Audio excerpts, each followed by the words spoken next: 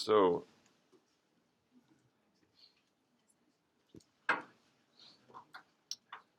water's added until the total mixture is 7. What's the ratio of flavoring to water?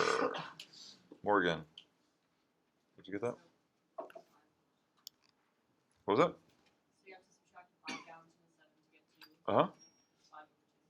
So basically you're saying it's 5 over 7 minus 5? Yeah, so the flavoring is always going to be 5, and then to get the water, we need to take the total minus the flavoring gives us the water, so then 5 over 2. All right, what about this? Total mixture is 18. Let's see, Lewis. Did you get part B? Yeah, I got 5 over 18. 5 over? Where'd the 13 come from? 18 minus 5. Yep.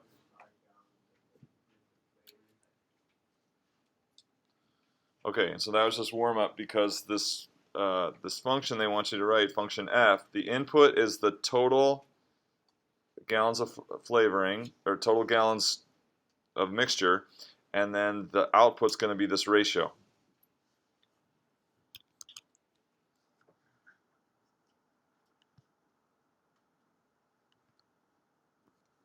So we want to define a function. The input is total gallons of everything. And then the output is going to be the ratio of flavoring to water.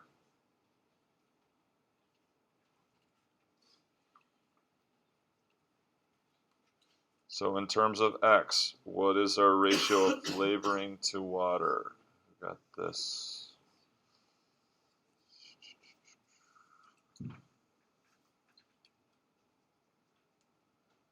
See, Brock, did you get it?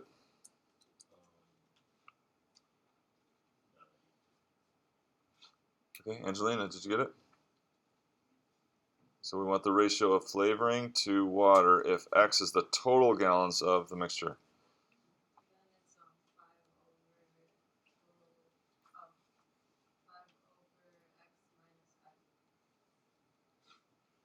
Agree? Yep, that's what it is, okay? That's just the exact same thing. So when you had 18 gallons of total mixture, you did 5 over 18 minus 5. When you had 7 total gallons, you did 5 over 7 minus 5. So if you have x total gallons of mixture, it's going to be 5 over x minus 5.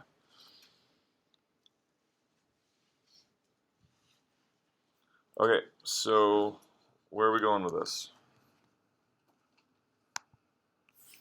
This expression right here is, the way we say it is, x approaches, oh, we never talked about the domain. So what was the, for that function f? I'll write it down over here. What was the realistic or practical or real-world domain for this? What are all possible values of x that are valid, that make sense in this situation? Yes, sir. Okay. What about 5? Does 5 work? 5 doesn't work because it gives you 0 in the denominator. You can't divide by 0, right? Unless you're Chuck Norris. Chuck Norris can't, but we can't. Okay? So it can't be 5. But yeah, anything greater than 5, because x is the total of the liquid flavoring in the water, and there's already 5 gallons of liquid flavoring. You can't have anything less than 5. We can't put in 5 because we get an invalid output, so we're talking about a total mixture greater than 5. Okay, so this means x approaches 5, and then the little plus sign means from the right, or from values greater than 5.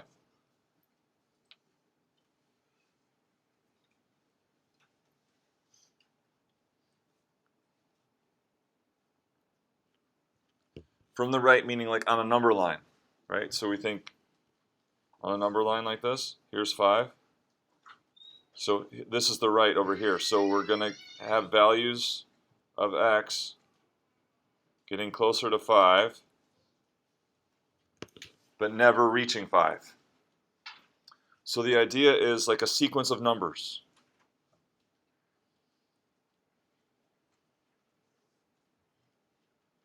So maybe start with something greater than, say 6, okay?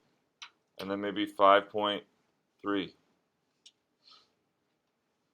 5.1. So this is values of x getting closer to 5 from the right, or from values greater than 5, but getting closer and closer to 5. So say 5.05. We could all write this sequence a different way, but the important part is that their numbers getting closer to 5 and as close as you want, and then closer than that.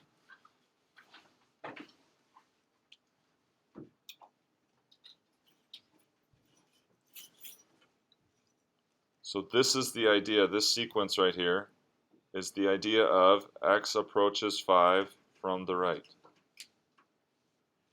That sequence of numbers right there. Numbers bigger than 5, decreasing, and getting as close as you want to 5. And these are all valid in the domain, right? Because we said the domain, as long as it's greater than 5, it's valid. We get a total mixture of the liquid flavoring plus some amount of water, right? And that makes x greater than 5.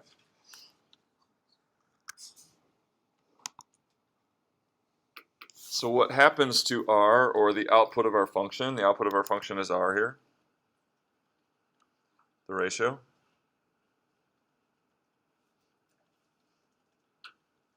So we want to look at what are the corresponding values of the output, or this ratio, for these different values of x. So everyone pick any two from that list, and find the corresponding value of the output, the ratio of flavoring to water. Do it. Everyone, pick any two that you want.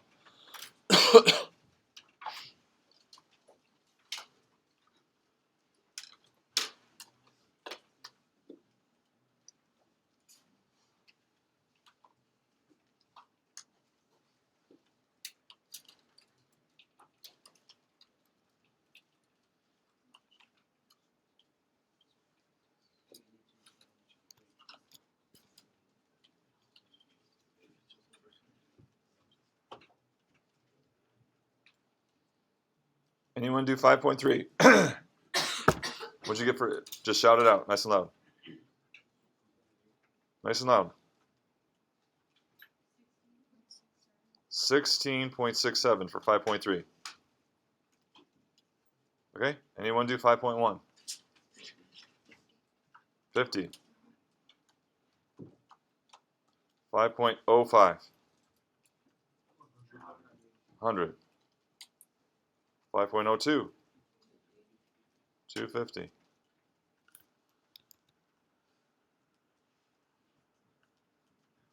5.001. 5,000. Okay.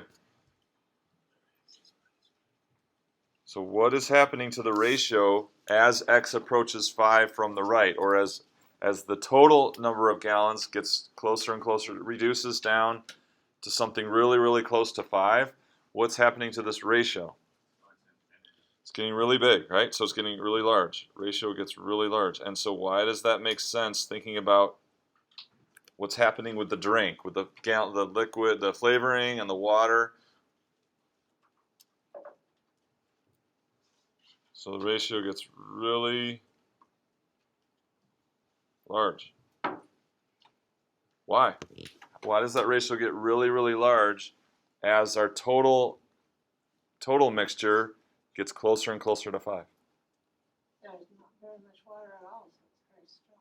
Okay, exactly, yeah. So that the more that we make that total mixture closer and closer to 5, we're putting in less and less water, right? So the less amount of water we put in, the relative amount of this 5 gallons of liquid flavoring just skyrockets relative to a little bit of water, right? So if it's just a tiny drop of water, how much flavoring do we have relative to a tiny drop of water? A huge amount, right? and then you put in now half that much water. Well, now you just essentially doubled the relative amount of flavoring to water. So this is saying for a little itty bitty water, there's 5,000 times as much flavoring as water. And then if we make even less water, half as much water, then it'll be essentially 10,000 times as much flavoring as water. That's what that ratio is telling us. How many more times flavoring there is than water. And so by putting less and less water in, that that ratio or that size of flavoring to water just skyrockets, okay? So what does that look like if we just sketch the graph?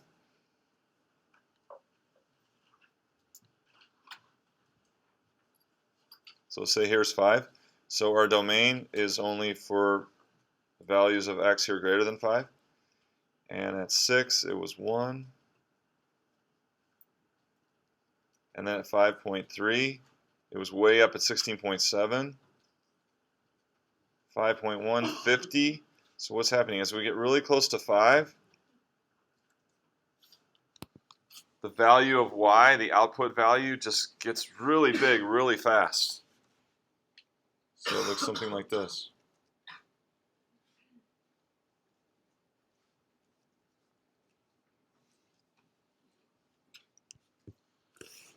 And we can't validly put in 5 into this function because you'd be trying to divide by 0, so it doesn't work. So basically what you get is this imaginary vertical line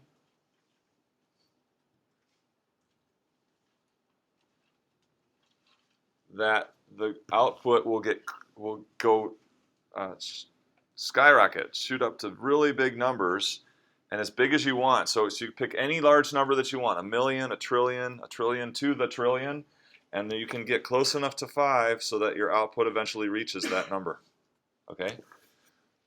So all you need to do is get closer and closer to 5, and you get every positive number to infinity. Okay?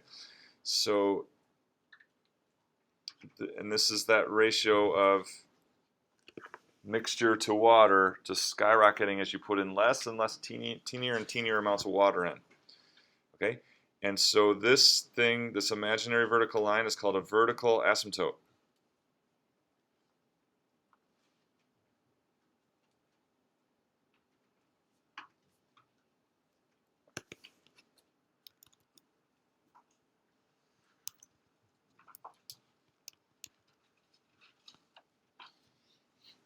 Okay? So it's a line, a vertical asymptote is a line the graph will never cross.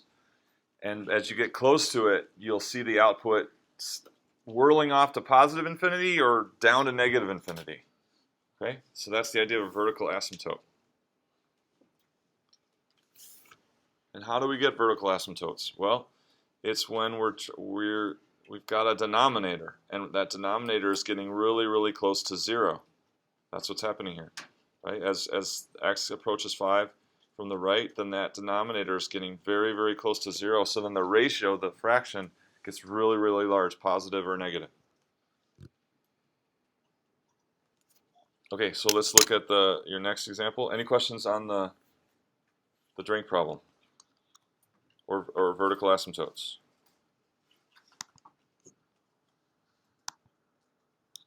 So is this the next thing on your page? So this sequence of numbers, 7, 7.5, 7.9, 7.99, this sequence of numbers then represents approaching, first of all, approaching what? X approaching 8, but not from the right, but from the left. So you put a little minus sign up here, meaning from approaching from the left, meaning numbers less than the value increasing and getting closer and closer from the left side. So this is approaching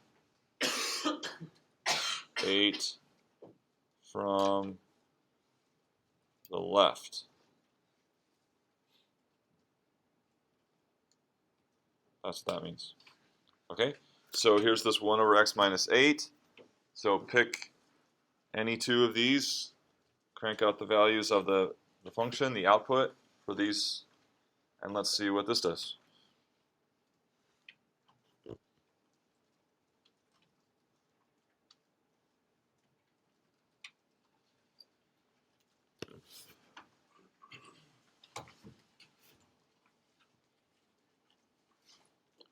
-7.5. -2. It's -10.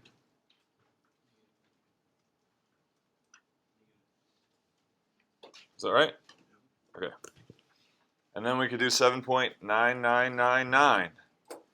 And then 99999. So the idea is we can get as close to 8 as we want without ever reaching 8. And the output is just going to, obviously here, this output is just going to really, really large negative.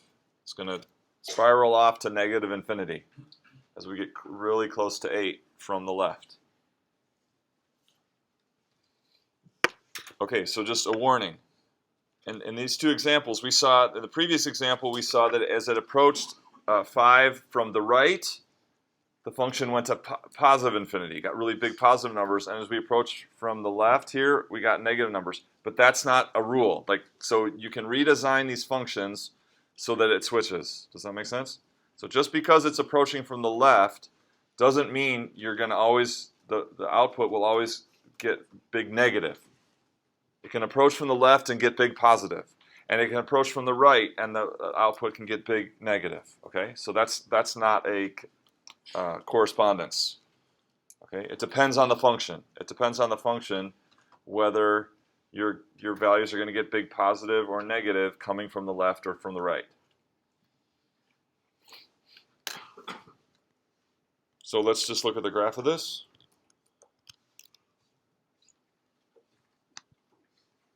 So y equals 1 over, is it x minus 8?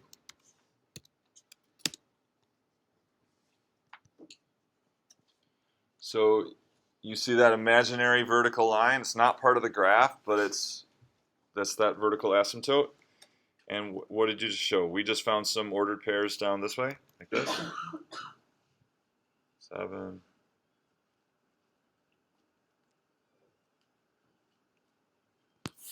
You just calculated some ordered pairs that show this trend, that as x approaches 8 from the left,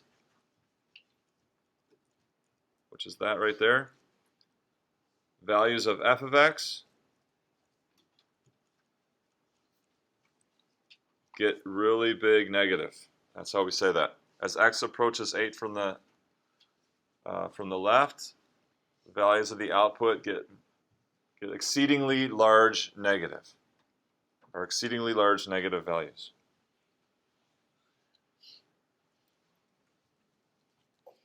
And that's shown by those ordered pairs that you found. And in the graph, this is what happens. This is what happens around. This is the behavior around vertical asymptotes. Whirling off to infinity, whirling down to negative infinity.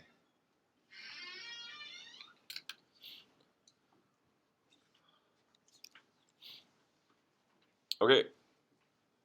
Any questions on the basics? So what we're talking about then is, this is an example of a rational function.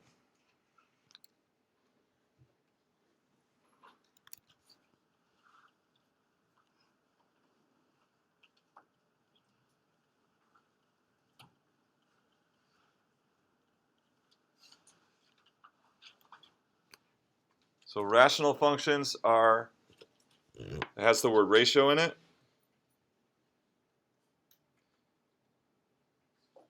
So it's the ratio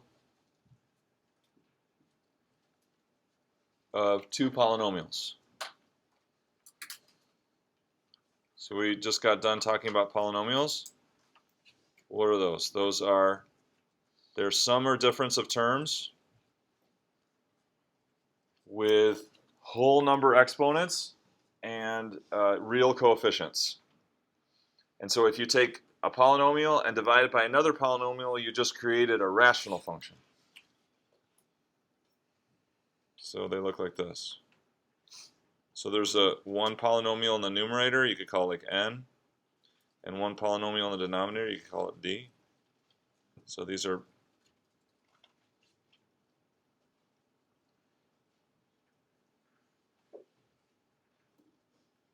That's what a rational function is. The ratio of polynomials. So in terms of analyzing rational functions, there's 4 aspects to it. So 4 aspects. Number 1 is roots. Roots are the same thing they were for polynomials. What's the definition of a root? Who can describe what a root is? What's that? Values of x, or values of input, that make the output 0. Or make y equal 0. So values of x that make y equal 0. That's exactly the same thing it was for, that'll be the same thing for any kind of function. So what values of x will make the whole function equal to 0, or the output equal to 0? So looking at this here, we've got one polynomial divided by another. So what makes a fraction 0? How do we want to get this fraction to be 0? That'll be the roots of r. So what makes a fraction equal to 0? She said the numerator. The numerator is 0. Agree? Yeah, 0 divided by anything. If you got 0 and you divide it up into some number of parts, you still have 0, right? So the roots of r are going to be the same as the roots of n. You're going to find the zeros of the numerator.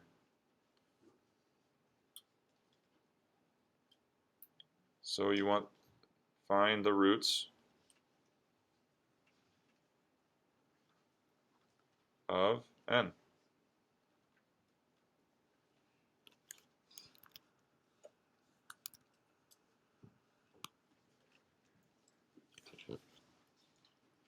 So we've already done that. We did that with polynomials. So you're just going to isolate the numerator and analyze it the way you did, finding what values of x. So you're going to need factored form. You know the factored form. From the factored form, you can get the values of x that make n 0. That's the same. Those are the values of x that will make r 0.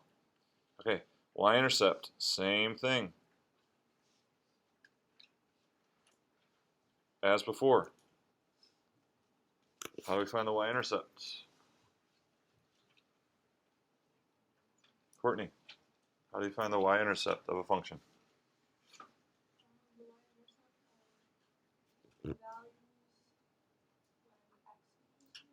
Yep.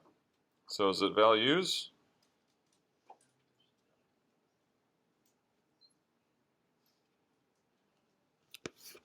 So it's a function. So if we plug x equals 0 in, can we get more than one number?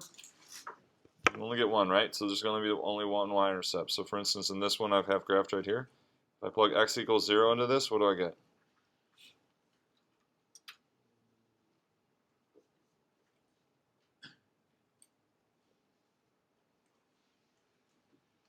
I didn't think that was a hard question. Negative 1/8. So that's the y-intercept, negative 1/8. It's the same thing. It's just now you're plugging it into a fraction rather than just a one polynomial. But it's the same concept. It's going to be what y value you get when x is 0. Okay. So number 3, vertical asymptotes. So vertical asymptotes are what we just talked about, and what is it about a rational function that results in a vertical asymptote?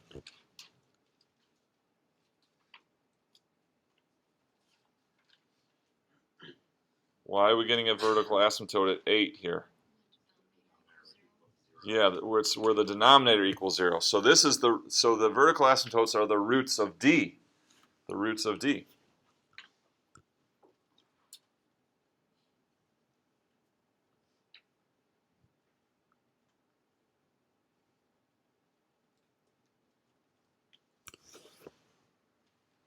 So to get the zeros of the whole function, you look at the roots of n. To get the vertical asymptotes, you look at the roots of d, or values of x that make what either n0 or d0. n0 makes the whole fraction 0. Values of x that make d0 are your vertical asymptotes. Okay, and then the last thing is end behavior. And how did we find end behavior with rational functions?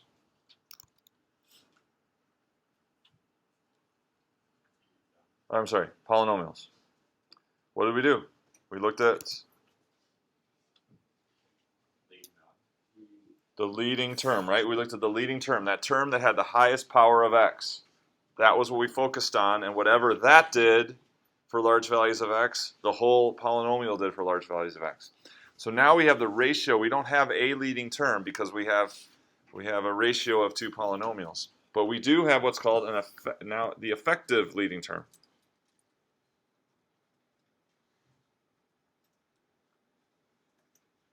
And that's what we're going to look at. So we're going to create, for this function, we're going to create what's called the effective leading term. And whatever the effective leading term does, that's what our function, the rational function, will do for large x and large negative x, i.e. the ends of the graph. So the effective leading term is just going to be, so we look at the leading term of the numerator. When x gets really big, you're going to have the leading term of this. And then when x gets really big, you're going to have the leading term of that. And so you're going to take the ratio of the leading terms, and that's going to be, in effect, what your leading term is for the whole rational function.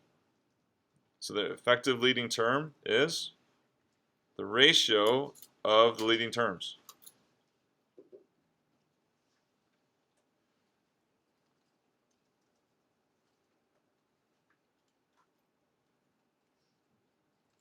Of n and d.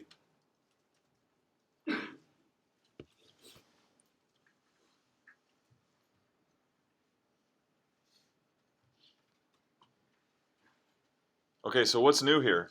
So really, the only thing that's really new is this vertical asymptotes, and then we have an additional step when it comes to end behavior.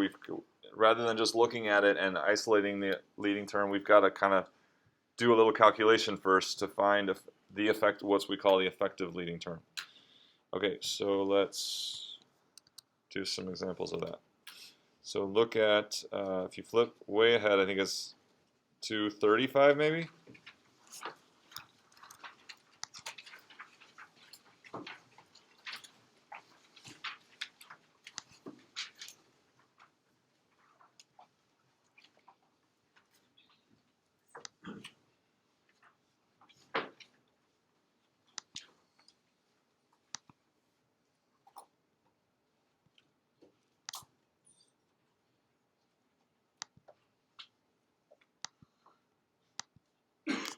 I'm looking for these four problems. This is on page 235? Is that right? What number is it? Top of the page, 235. Okay, let's look at function g here. Function g, 3x squared over x minus 1 over x minus 3. So the effective leading term of g of x is the ratio, or what you get when you divide the leading term of the numerator by the leading term of the denominator. So what's the leading term of the numerator? 3x squared, okay, so that's all there is. What's the leading term of the denominator? X squared, okay? So for g of x, I'll call it the ELT, is, effective leading term is 3x squared over x squared, which is 3. Well, this is kind of different because we didn't really ever have a leading term of 3 in a polynomial, but it's the same thing. We're saying as x gets really, really big positive, our function will behave like this function. And as x gets really, really big negative, the left end, then our function will behave like this function. So what is that? What does it mean for a function to behave like the number 3?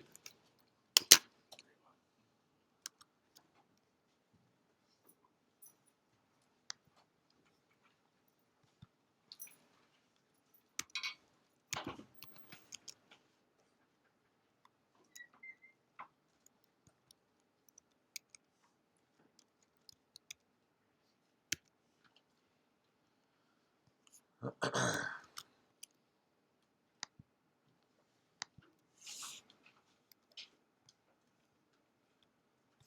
I'm going to zoom way out on that. What's that?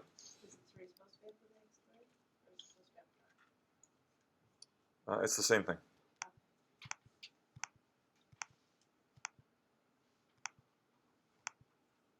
So look, I'm graphing that function, and I'm now at 50,000, 100,000. So my x values are in the 100,000s. And what do I get?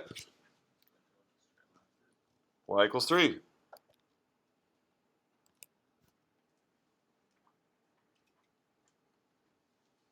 So as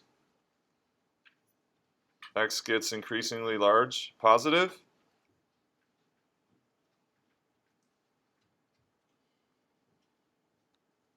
the function gets really close to, or essentially acts like 3 does. And what is 3? 3 is a horizontal line, y equals 3. And as x gets really, really exceedingly large negative, what does the function do? Behaves like 3. Why? Because 3 was the effective leading term.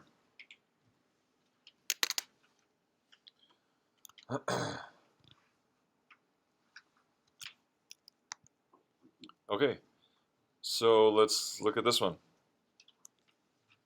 What's the effective leading term for h? The effective leading term for h.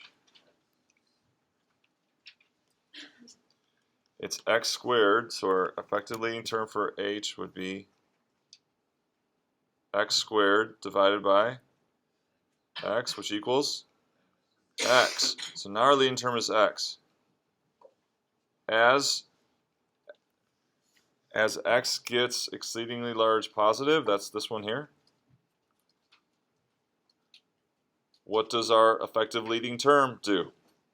So we're doing h now.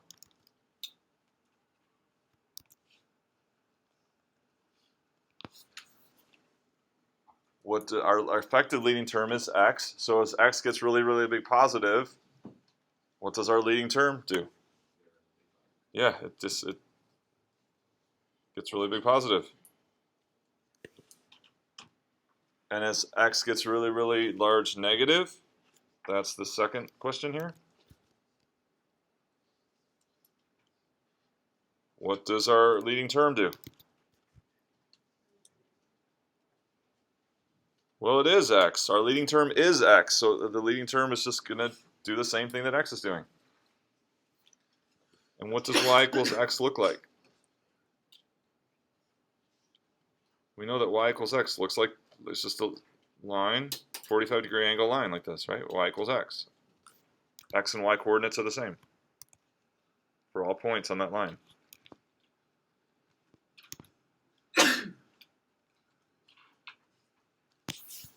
And that's showing the whole picture. As you get really, really big positive, way out to the right, y is going to go up.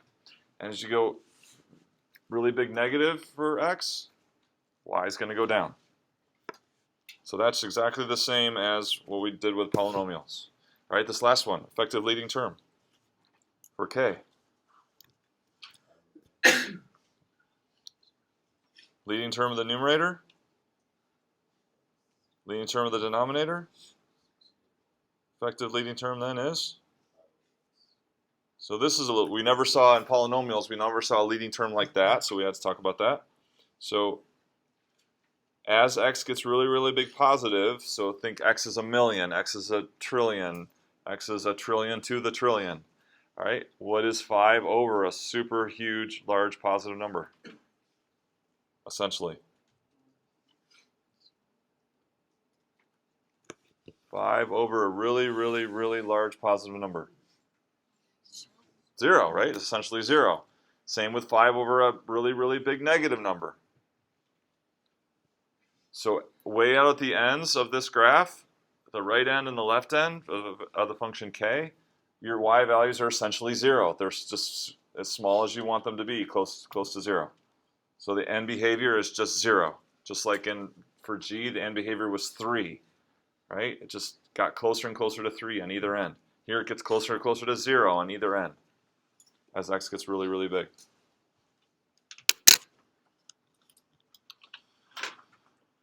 Okay, so let's put it all together and do this first one together, f.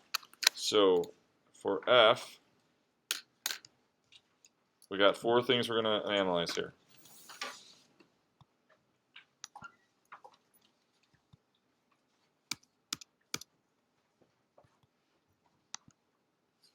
And what is it? X minus 3 over x plus 2?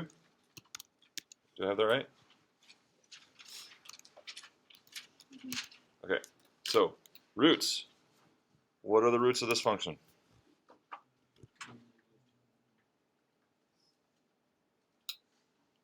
3 and negative 2. Is that right?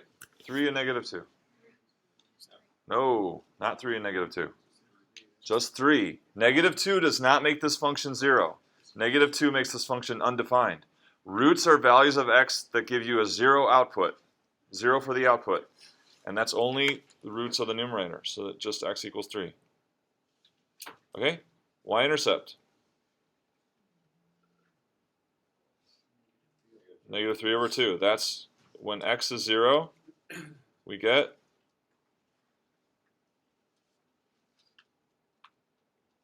negative 3 over 2. So y-intercept is 0, negative 3 halves. All right, so let's plot these as we go here. So we got 3, 0. Negative 3 halves for the y-intercept.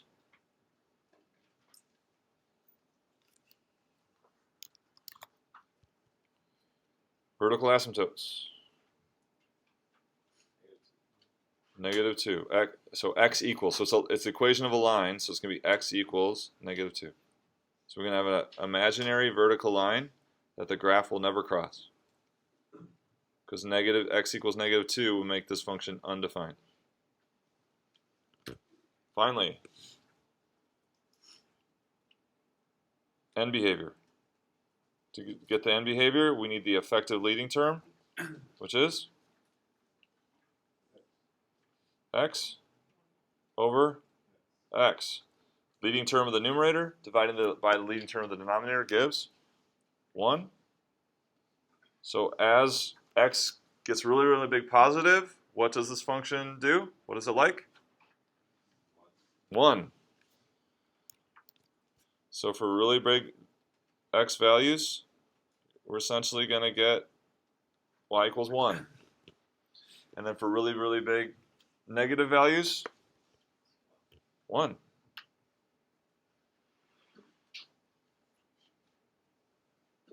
So then it's like a puzzle. We put it all together here. We know that as we get close to the asymptote, it's either going to go get really big positive or really big negative. We've got our 0 here and our y-intercept here. So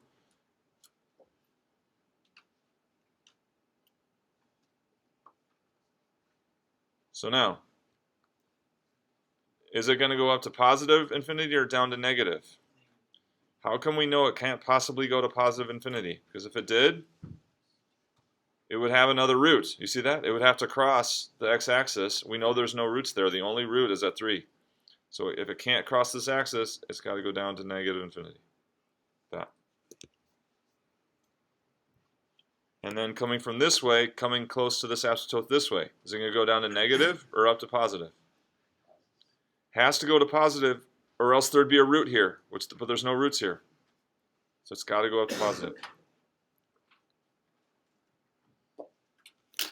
Okay, so now we can graph it.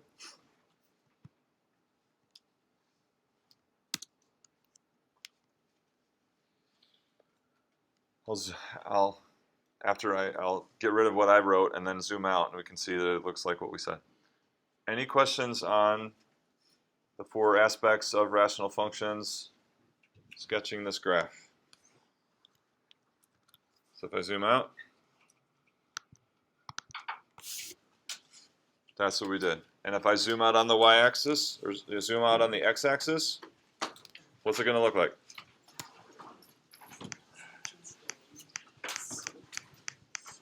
So if I zoom into the thousands here, then it's essentially 1. Our effective leading term. This graph essentially turns into y equals 1.